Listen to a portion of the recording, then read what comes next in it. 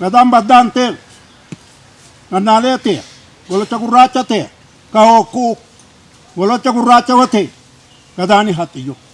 yoo baddaa ta'e mukan hadhii itti qaltu haaganaa mara haaganaan hin laafa haxiyyaamu hin haxiyyoom hokkuun kana qaba. Jecha gadaa yuubattumaa dhagayaan gaafa yuuddi tunte irraa fudhata isaan bula amma kophaa si hin teet kophaan si himane kophaa wanni fuudhuu didanuuf kophaan fuudha hi horaa motii gara galaa gooro gaafa hore hin bada addee takkaa bada waraana teenaa addee takkaa bada rifanoo teenaa addee takkaa bada tanaa qabaad. Gadaa abbaa biyyaatii kanas seer maddi kasaatii tanas seer malkaan tasaatii sanas seer ulaa badde deebisaa tanas seer malkaa badde deebisaa kanas seer intalti aadaan bultii seer intalti qoloon kee attuu seer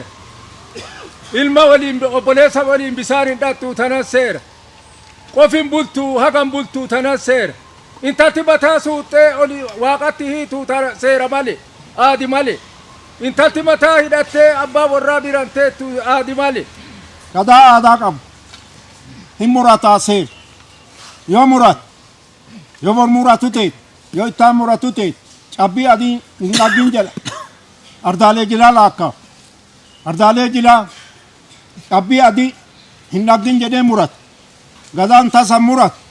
Ittaan suudhaan seerri lallabame seera intalaatii keessumaa seera intalaa jabeessaniiru abbootiin gadaa gumii kanaanii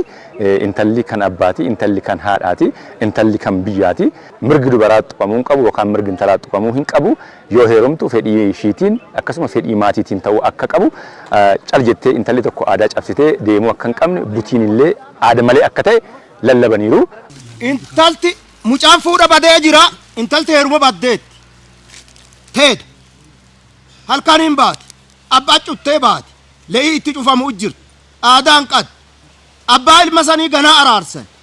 ganaa warra san barbaadata abbaa mucaa yoo barbaadatu gumaa ta'edha gumaata yaa aqqab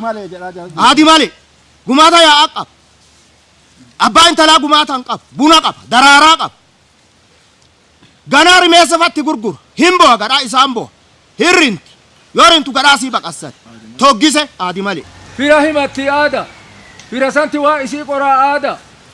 qoranii nami shantama ga'u ka firaa ka achi baye haaganaan baye sun duudii abbaa warraa dikaa aada dikee kormarraa qalaa aada yoo firri dadhabe abbaa yaa aadatti aada haadha bollaatii itti garsaa aada kissin dhattu aadi male abbaa warraa rifanoo sanii baatee abbaa lammuu heerun aadi male. Intalti hin fuudhanii aada yoo fuudhan gulantaarraa itti galan intala araara fiidhat waan san jibbineer aadi male waan san jibbineer barcumaani haf qoriin hin hat akka warri si itti dhutte kun qoriin qanne waan san duudii jibbineer aadi male wanni sun aadi male wanni sun nutti hin deebi'in. Intalti gulantaa teessee araara fudhattu karra fudhattu aadi male intalti bara kanaa atau abbaa warraa jiru atau abbaatti himin karra guuratti aadi male toggis. Qophis gujiin intala baat urratti hin daawwat naa galchi jedha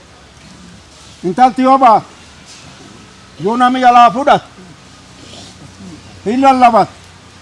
yoo fiitan dhab yoo gosaan dadhab yaa dhaq yaa allallabat yaa hin galchaa fi santi seef.